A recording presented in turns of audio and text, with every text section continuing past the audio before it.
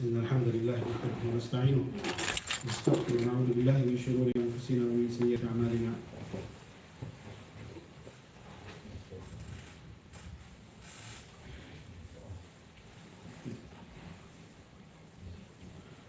من يهده الله فلا مضل له ومن يضلل فلا هادي له. نشهد أن لا إله إلا الله وحده لا شريك له ونشهد أن سيدنا محمدا عبده ورسوله.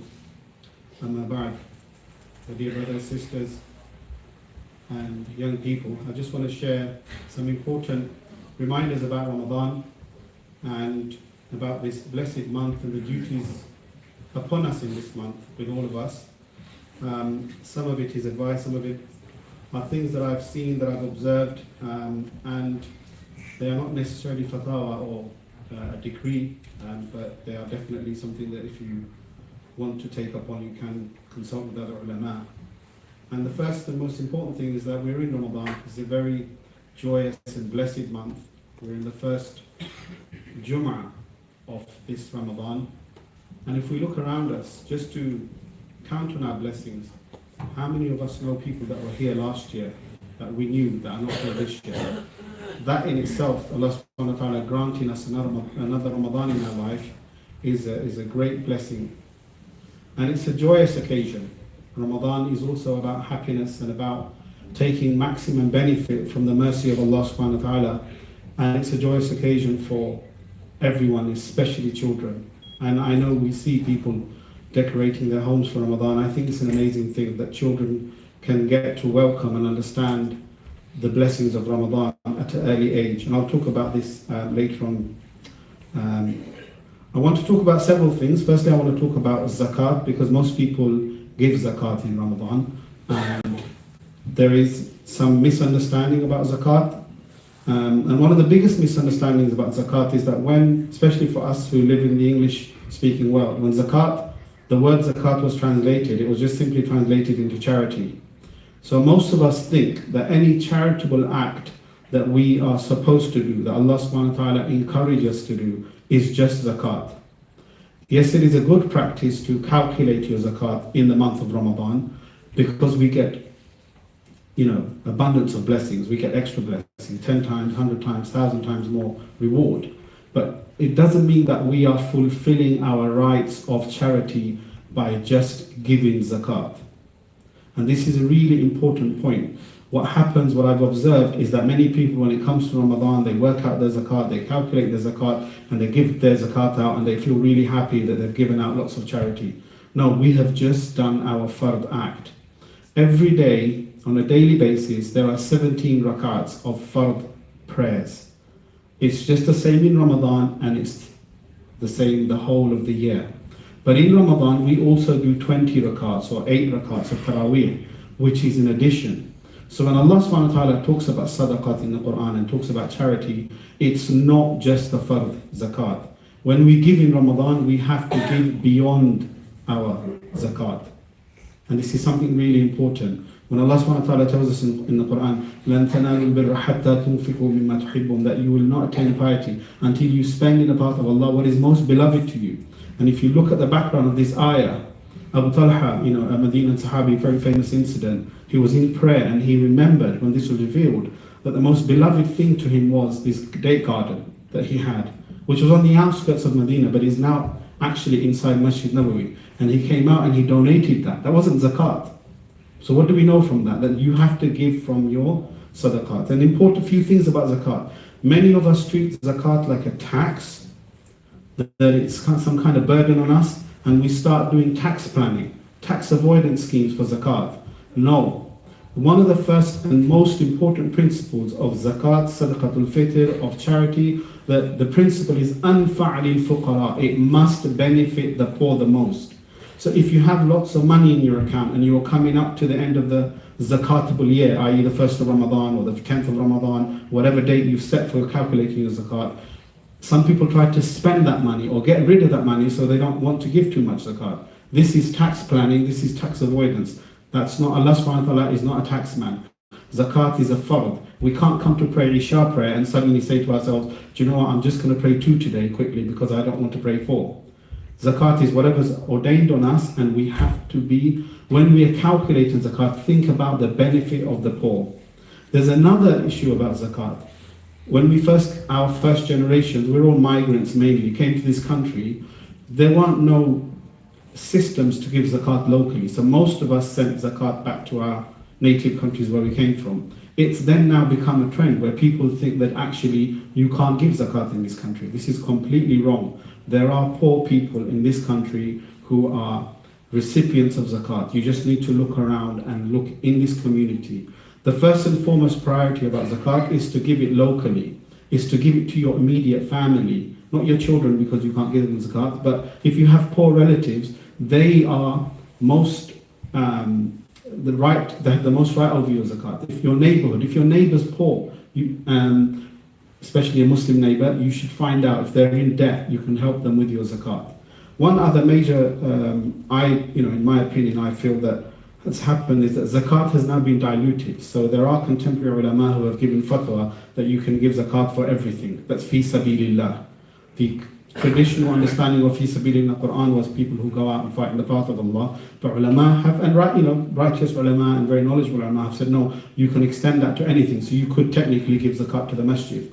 What's happened with that is that very, very rich people who used to separate their zakat and give it to the very strict 8 categories of recipients of zakat, and when people approached them for charity, gave money from other wealth as sadaqah have now stopped doing that. I know many rich people, they set up a small foundation, they put all their zakat in there, and that's all the charity for the rest of the year. If you go to approach them for any charitable project, they go and see my manager, he'll give you some zakat. It's a fiqh choice that you make, and depending on which fiqh and which scholars you follow, you should adhere to one, if it's a school of fiqh school, or if it's a group of ulama.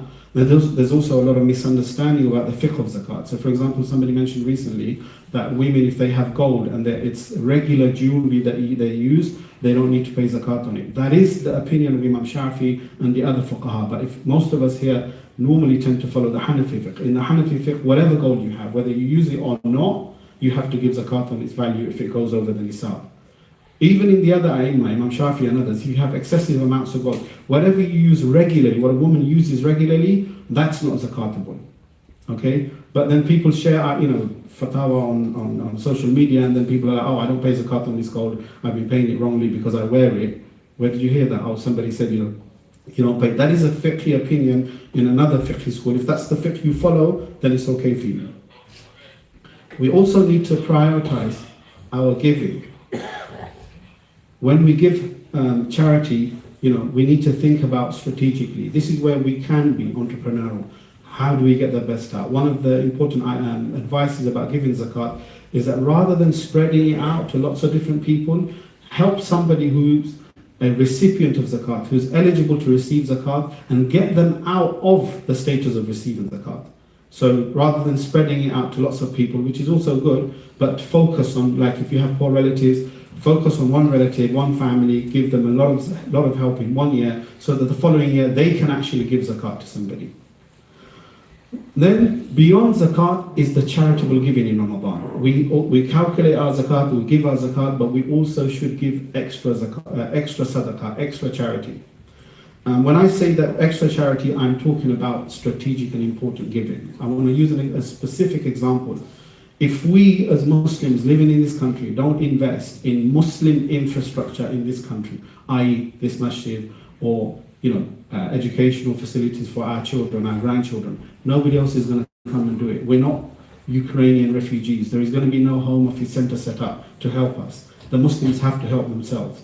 And by the grace of Allah, the first generations that came, they did that. They did whatever they could. It's our job to build on that. It's our job to make sure that we now continue the legacy. We have, alhamdulillah, mashallah, now in this country, and even in this mosque, amazing a'imma, amazing qurra, people who lead us in prayer. They didn't come out of a vacuum. Somebody somewhere set up a madrasa, set up an Islamic school, set up a hifz facility for them to be able to study. As a community, what are we doing for our future preservation of our deen? So when we give charity, we think strategically about our own needs. We don't be selfish, but we should have a self-interest in our charity giving. That how will this sadaqah also protect my deen and the deen of my children and my grandchildren? Because Allah subhanahu wa ta'ala commands us directly, Ya ayyuhal ladhina amanu qu anfusakum wa ahlikum nara. O who you believe, save yourself and your ahl and your families from the fire. So we can give lots of charity abroad, and I've had this conversation with friends. When I ask them to give money in this country, especially for educational projects, because nobody wants to give it to those, they're like, oh, but brother, if I give £5,000 to Pakistan, I can feed X number of people and whatever. I said, fine, give that £5,000 to Pakistan or Bangladesh. I'm not saying to you, don't give the poor over there. Don't deprive the good charity that you do. But take out another £5,000 this year and give it for something locally, something important locally that matters to us. Because if we don't do that, nobody else is going to do it for our community. The second thing about giving charity is that we all apply austerity when it comes to our charity. So when our belts are tightened, when we are now facing difficult times, when we are now going to find it difficult to heat our homes because of rising energy bills, what is the first thing that we cut? Unfortunately for Muslims, and I've seen so many people, the first budget that goes is charitable giving. So you speak to people this year, many people will say, it's really difficult, I'm struggling, I'm sorry, I can't give that donation I gave last year. That is not the way to deal in our dealings with Allah subhanahu wa ta'ala. We're not the chancellor, we don't hit the poor first. We give the poor first, and then we pray to Allah, Allah, you have said to us, you'll give me £10 back for every pound I give. Have tawakkul, have faith. When you have austerity, when you need to cut back, and we all will have to cut back because of the cost of living is going to increase, because it's going to get more difficult due to whatever's happening in the world. When we need to do that, let's cut back on other luxuries. Let's cut back on other things rather than the charity. Let's try to increase the charity in order so that we can go back to Allah subhanahu wa ta'ala, we can raise our hands to Allah subhanahu wa ta'ala saying that, Allah, I have increased my charity in this time of difficulty because the poor need the help more than any other time. I want you to increase your blessings on my rizq. Let's not do the reverse. And remember I said earlier that zakat isn't a tax, Allah is not the tax man. We don't try to do things to avoid giving in path of Allah. We try to do things in a way that benefits completely, like the poor, more in our calculation, in the way we give the zakat and sadaqah. And we also prioritize strategically giving locally. I cannot emphasize this enough. If we're giving charity, if we're giving £10 away, now we should make sure at least £3 goes to something locally here in the UK. I'm not saying give it to this masjid or that project, but I'm saying give it to local causes. Even the big Islamic charities, they don't really care about the Muslim community in the UK. It's sad, some have started to. You know, when the floods were happening in the north, we had all these Muslim charities running up there trying to give aid. It's a tick box exercise. If we care about our community, we have to do it ourselves. We have to build our communities with our own money for the future of our children. Nobody else is going to come in. The government's not going to train ulama. They're not going to train a'imma. They're not going to train Muslim leaders to lead the Muslim community. We're going to have to do it ourselves, unfortunately. Thirdly, I want to come talk about Sadaqatul Fitr. It comes up every year because it's Ramadan, and you know we all need to give Zakatul Fitr or Sadaqatul Fitr in Ramadan. And every year people ask, what is Fitra? And then, you know, alhamdulillah, the conversation has changed. Again, Fitra was a thing that was a victim of translation from the early generations.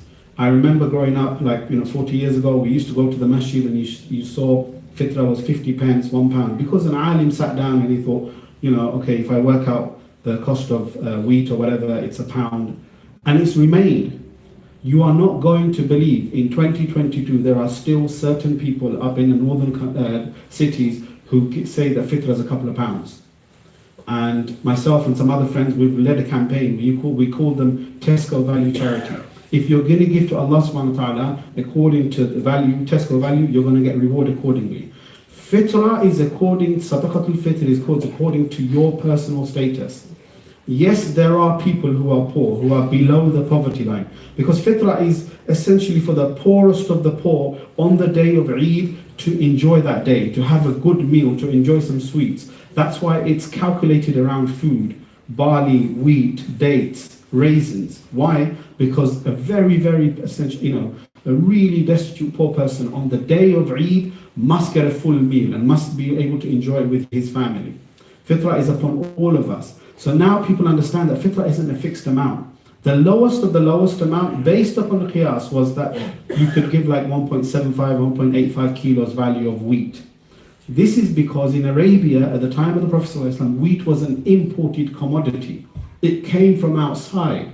So they then said nisfa, so you could give like 1.75 instead of 3.75 or 3.85 kilos. A sa', it's a volumetric measure. You can give half a sa'. Wheat's no longer more expensive than dates.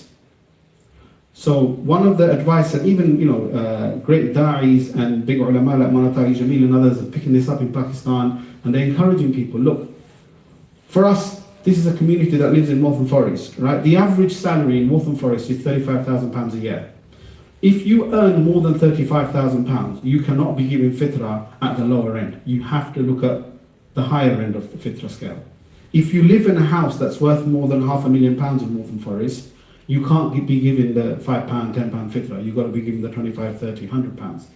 If you look at the companions of the Prophet ﷺ, the companions that lived in Medina, they gave according to their status. So the rich Sahabis, the well-to-do, socially well-to-do Sahabis, they gave ajwa dates. How much is a kilo of ajwa dates today? It's about £25 a kilo. In Medina now, you go buy the best quality ajwa, 120 riyals, just under £30 a kilo. If you times that by 3.75, what do we get? We get £100. If you drive an £80,000 car, your Sadaqatul Fitr is £100 per person in your family. Very simply, it's not £5. If you're on benefits and you're struggling, yes, then it's the lower amount. You can give, and I think Cann Hall Masjid, they've done the minimum at £3.50 or £6 or £18 or £35 for the dates they're selling. And we use that as a measure to work out our fitra. The second thing about fitra is that you should give it well in advance. Do not come to the masjid on the day of Eid just to give it before Salatul Eid. How are we going to get that to the poor? So fitra should be given well in advance, so that if you're giving it to a charity, or if you're sending the money to somewhere abroad, you send it in advance so that people distributing the fitra can give it to the poor before Eid. Some mosques, some charities, what they do based on their previous year's record, they send the money in advance, because there are always people who come late and give their fitra on the day of Eid. Finally, I've got a few minutes left. I just want to talk about a few things in addition to the fiqh stuff, and one of them is actually preparing for Eid. And you know what I started off with, making Ramadan and especially Eid a joyous occasion for children. It's been scientifically proven that the best things children remember, the most memories that children have, are really exciting things they have in early childhood before the age of 7, and horrible trauma that they suffer. We live in a non-Muslim country. Muslim identity for our children is far more important than even the fiqh and knowledge we give them. Because we can teach them lots about our deen, but if they don't identify as a Muslim when they grow up, that's going to go to waste. And what's one of the best ways to get our children to be excited is to get little children presents. There are always haram mongers in our community. They're going to say everything's haram. There were people amongst the Bedouins who, when Prophet ﷺ kissed a child, said, "Oh, I've got 10 children and I never kissed them." And Prophet ﷺ said to the Bedouin, "I can't do nothing about a man who Allah's taken rahmah out of his heart." So there's always going to be somebody, if he sees children celebrating, with balloons on Eid day, brother, it's haram. Ignore them, because it's not haram. There's a famous incident about 2 Badri Sahabis. After the Prophet ﷺ had passed, and they went to a wedding in Medina, and there were little girls singing, and they had daf going. And 2 Tabi'een scholars came, and they said, "Oh, you people in your Badriyeen, you're amongst the greatest of the companions, you're sat in this majlis," and they're having fun and enjoying themselves. The 2 Badri Sahabis look at these people and say, "Listen, we did this when the Prophet ﷺ was alive. We enjoyed ourselves within limits, without israf. He never stopped us. He never said this is haram." He said to them, "If you don't like it, you can get lost." That was their words to these 2 super pious people. So people sometimes go over the board and start restricting. No, I think, and this is my personal advice, and I think that if we're going to build identity in our children, we really, really, really need to make Eid and Ramadan and the next Eid a special occasion for them, so that they can give gifts and stuff to their non-Muslim children in the school to celebrate that it's our Eid. Likewise, we should also celebrate our Eid with our non-Muslim neighbours. And on that note, I think we have on the Friday 22nd of April, we have the Cann Hall Masjid invitation iftar for function for non-Muslim friends and neighbours. So you're all encouraged, the cards will be given out, to go out and invite your non-Muslim friends and neighbours to the masjid to come and break fast here. But do let the masjid organisers know of the people that you invited, so they can organise accordingly. And finally, I just want to say that this is the month of the Quran. Many scholars are always asked, what's the best ibadah in Ramadan? The best ibadah is reciting the Quran. This is because Quran was revealed in this month. So we should it's a simple practice. Read as much Quran as possible. Put our phones away, cut down screen time, increase tilawah time. And set ourselves realistic targets each year, that this year this is what I'm going to do, more than what I did last year, and continue that after Ramadan. So if you're reciting 1 juz a day, if you're reciting 2 juz a day, if you're reciting 3 juz a day, after Ramadan you can still do at least half of what you did in Ramadan, inshallah. These, all the good habits that we build in Ramadan, that we come to Fajr after Suhoor, we come to Isha prayer, we just need to continue them. It takes 22 days to build a good habit. And if we can do that in Ramadan, we can definitely do it throughout the year, inshallah. Fill the gaps? Okay, Islamic Relief is going to make an announcement, inshallah. Okay. You can use the bottom one. Just take it at the bottom one. Assalamu alaikum. Brothers and sisters, we're here from the charity Islamic Relief with an emergency appeal. A group of people that are suffering since 2015 that no longer get mentioned in social media, is not in conversations between one another. And this group of people are the people of Yemen. And I want you to think very quickly, when was the last time you actually heard Yemen in the news? Over the last few weeks, it's not been mentioned, over the months maybe. Because the situation in Yemen right now is dire situation, my brothers and sisters. People are dying because they have no food, and that is no exaggeration. Children as young as 1 and 2 dying because they have no proper setup as like the National Health Service here. The situation in Yemen is so bad that since 2015, there's nothing for our brothers and sisters in Yemen. Alhamdulillah, Islamic Relief is the biggest organization inside Yemen at the moment, providing emergency aid to all our brothers and sisters in Yemen. I ask you please, before you leave the masjid today, we have our volunteers with card machines as well. Please make a donation on your way out and help those that are suffering in Yemen. Jazakalallah Khairan.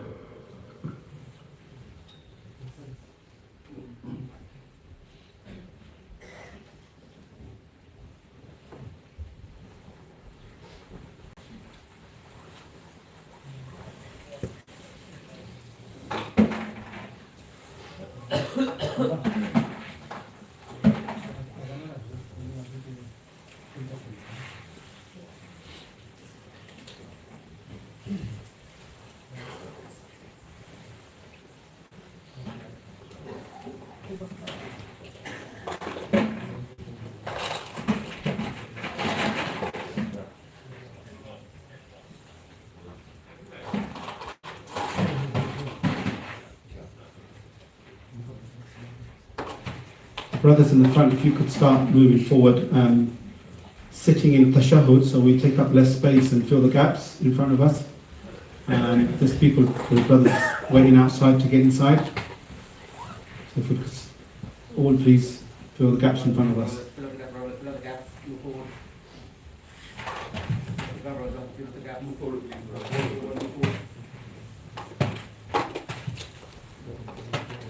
Move forward.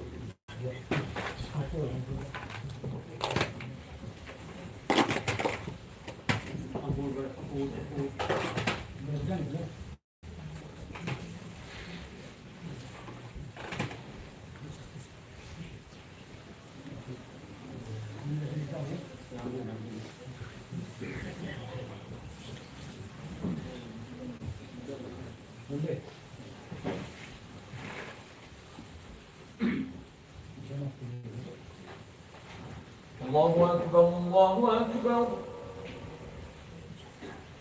Allahu Akbar, Allahu Akbar. Ashhadu an la ilaha illallah.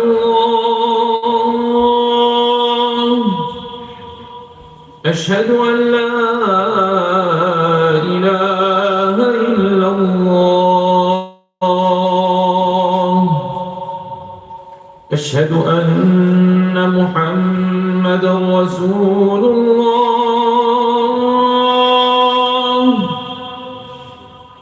أشهد أن محمدًا رسول الله.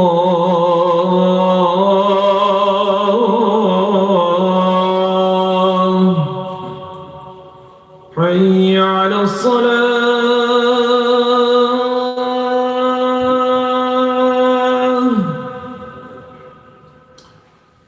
حي على الصلاة.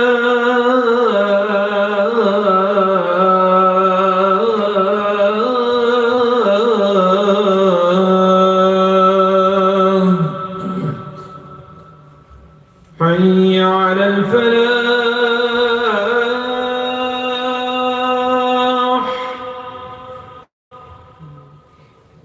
حي على الفلاح.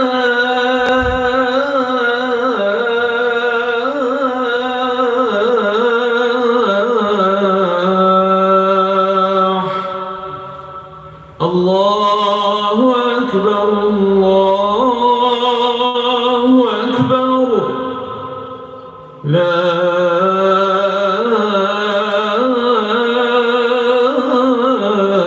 إله إلا الله.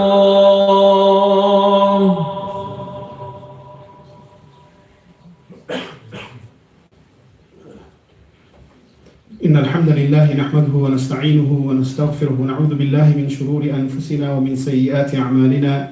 من يهده الله فلا مضل له ومن يضلل فلا هادي له، وأشهد أن لا إله إلا الله وحده لا شريك له، وأشهد أن سيدنا محمدا عبده ورسوله. وقال الله تعالى: يا أيها الذين آمنوا اتقوا الله حق تقاته ولا تموتن إلا وأنتم مسلمون. وقال النبي صلى الله عليه وسلم: من صام رمضان إيمانا واحتسابا غفر له ما تقدم من ذنبه. وقال الله تعالى في حديث قدسي: الصيام لي وأنا أجزي به. وقال الله تعالى: إنما يوفى الصابرون أجرهم بغير حساب. أقول ما تسمعون وأستغفر الله لي ولكم من كل ذنب فاستغفروه إنه هو الغفور الرحيم.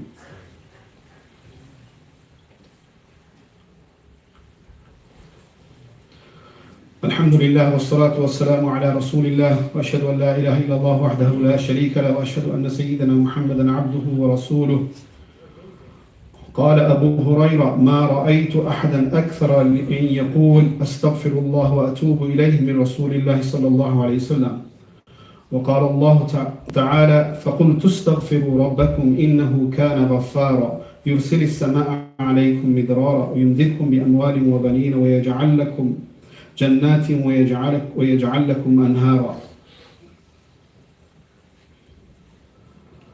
وقال الله تعالى: إن الله وملائكته يصلون على النبي يا أيها الذين آمنوا صلوا عليه وسلموا تسليما. اللهم صل على محمد وعلى آل محمد كما صليت وسلمت وباركت على إبراهيم وعلى آل إبراهيم إنك حميد مجيد. اللهم اهدنا واهد بنا واجعلنا سببا لمن اهتدى. اللهم اكفنا بحلالك عن حرامك وأغننا بفضلك عمن سواك. اللهم اهدنا فيمن هديت وعافنا فيمن عافيت وتولنا فيمن توليت وبارك لنا فيما أعطيت. إن الله يأمر بالعدل والإحسان وإيتاء ذي القربى وينهى عن الفحشاء والمنكر ولذكر الله أكبر والله يعلم ما تصنعون. وأقم الصلاة.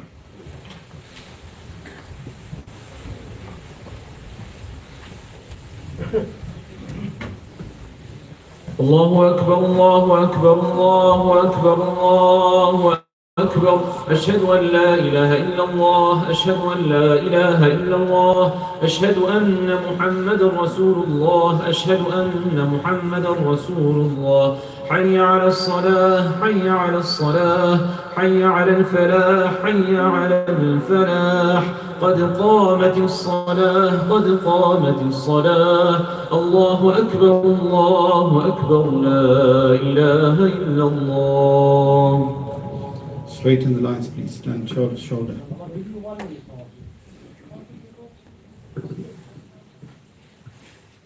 Please fill the gaps in front of you. If there's a small gap, please try to fill it. We've got people still waiting outside. Allahu Akbar.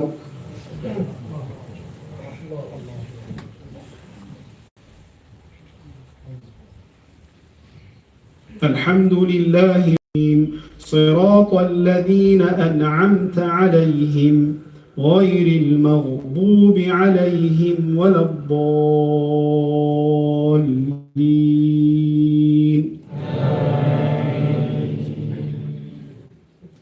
والضحى والليل